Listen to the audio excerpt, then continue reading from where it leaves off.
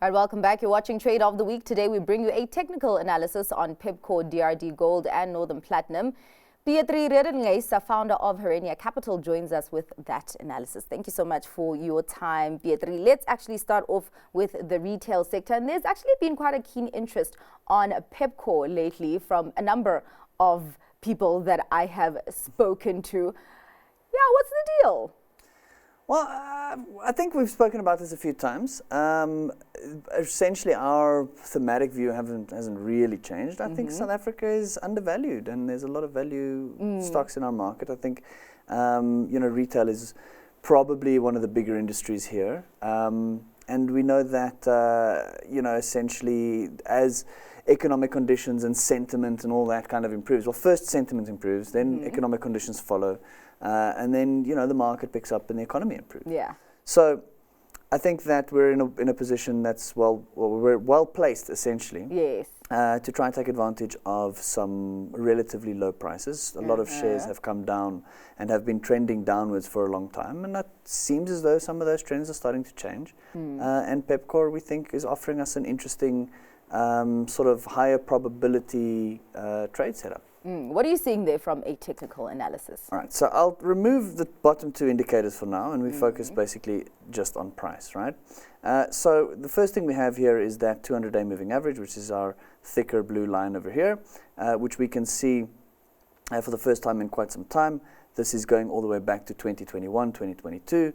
The share has essentially been in a downtrend since then, and then sort of entering late last year, it seems as though the trend has started to change a little bit towards the upside. So what's encouraging us here is that this 200-day moving average is slanting up, so indicative of an upward trend. Yeah. Right? Then what was quite interesting is we have this resistance level over here. I'm just going to draw it in over there. I'll make that a little thicker so that it's easier to see. So this resistance level over here, which comes in around 19.65 Rand, 19.70 Rand, it's not an exact number, but the stock had found a lot of resistance around this sort of zone for a long time. Eventually we broke through here, broke through, kind of failed, found a bit of resistance again. Essentially, what was this, halfway through last month, around June, 15th of June, managed to break through the top of this resistance again, and then this has essentially since then been acting as support. And that was that was after the GNU announcement, but I feel like it was slower to kind of catch up to the rally than the other. Yeah, it's not necessarily one of the bigger ones, right? Yeah. It's not as liquid. It's not it's not Truworths or TFG or Pick and Pay or whatever, right? Yeah. It's one of the smaller kind of players in the field. Okay. At least from a share price perspective, as well as from a daily sort of liquidity, daily traded volume perspective. So it's not going to react as fast, but when it does move, because of its lower sort of liquid nature, it might move. I mean, you can see these candles have lots of sort of flat tops and bottoms, and can be quite extreme. So they do tend to move a bit more aggressively on the low liquidity, but you can see that the levels are somewhat more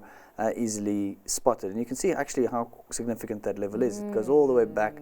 It's been sort of quite a significant level in the past. Pretty shocking. So from here, it seems to us that we have a support on this sort of 1965 level at this stage, and it can bounce or it can poke through a little bit all the way down to sort of 1935, 1930. But for us, this presents a high probability sort of long entry that we can go long from here. We have our longer term moving average sloping higher and sort of indicating that the trend is up. We've got this break of previous resistance. The stock has essentially made a new high over the last little period, and we think that this is a great opportunity to get long and to kind of follow this trend a little higher. And also talking about being long, there's also this hype around the two-pot system, and that it's really going to boost kind of like your consumption stocks of the economy. Is that also maybe a consideration in going long? I mean, we'll see. On I a don't fundamental know. level? Not really, no. It's not something that we're considering. I think changing consumer behavior is one thing. Yeah.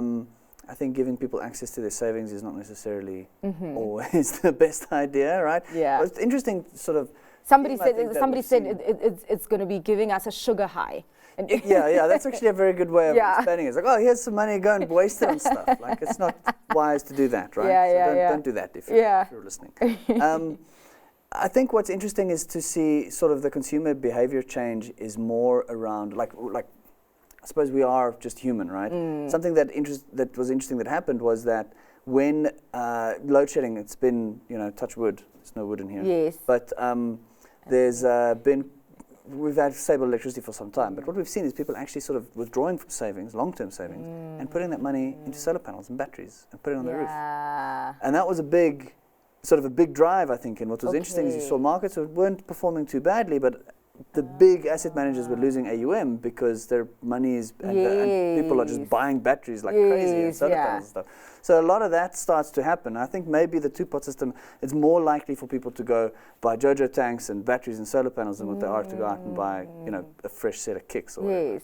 And JoJo tanks, because the water situation. Exactly, right? I don't even want to get into it. So but I think that the retail space, I think, and the general sort of diversified space in South Africa is in a much better position, more because of the GNU and the positive sentiment that comes with that, and also that sort of primary mega theme of NATO versus BRICS, where we're seeing that power shift starting to happen. BRICS nations, you know, we're part of that. Emerging markets essentially outperforming the developed markets over the next decade. That's kind of where I think a major theme is going to be, and that's going to obviously play into our sort of, it's going to be in our favor in quite a big way. All right. Well, a big theme that we've had over the last while is the uptick in the gold price, and of course, that filtering through to some of our gold counters on the JSE. DRDGold.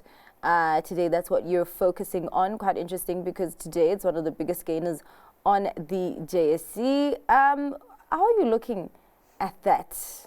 Well, okay, so a couple of things. I think that we should mention that the gold price is doing well because of fear, right? And again, this is something that we've been speaking about for quite some time. If you look at history, when the US Fed starts to cut interest rates, the recession follows. It just happens that way every single time. I don't think it's going to be any different this time around. Do we see a Trump victory and a knee-jerk reaction from markets? Probably.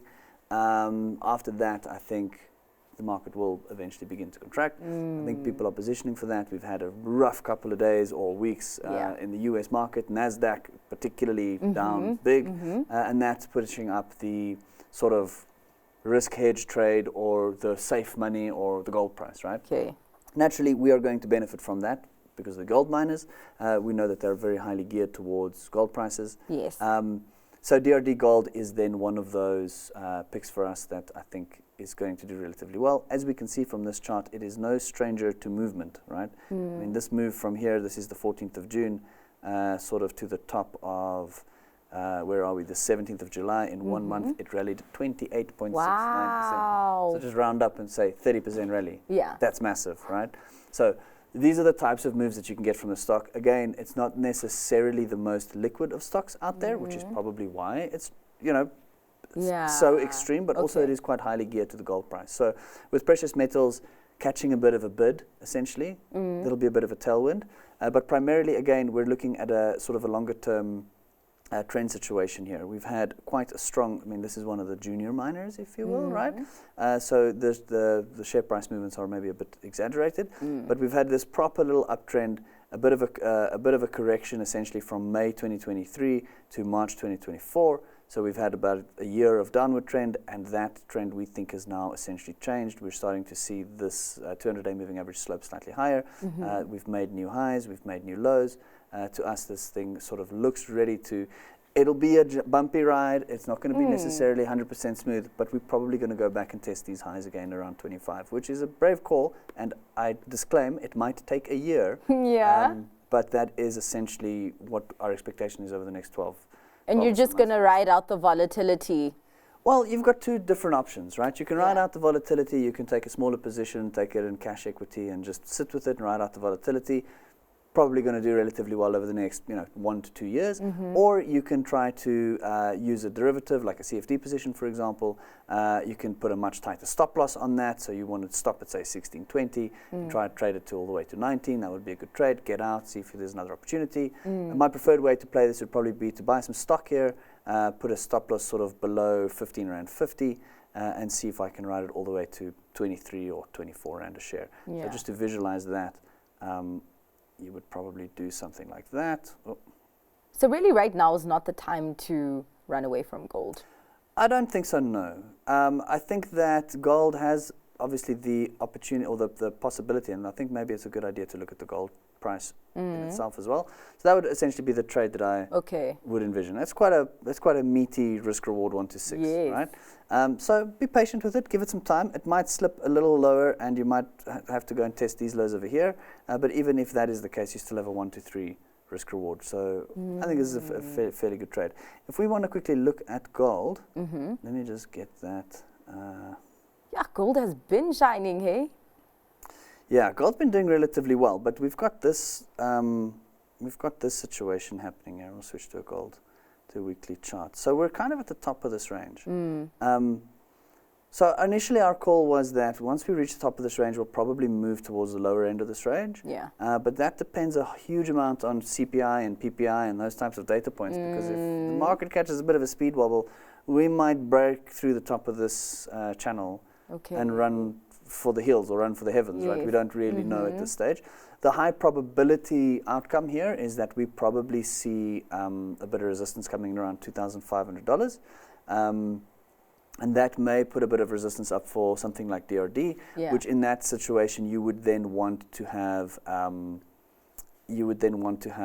a sort of a tighter stop loss and more of a CFD position, and really kind of just trade it to the previous high of around 90. So I think if we can break 2,500 on the gold price, stay long something like DRD. If we can't, then try to take the money at around 19 Rand a share. Okay, let's go into Northam. Things have not been looking good for PGMs.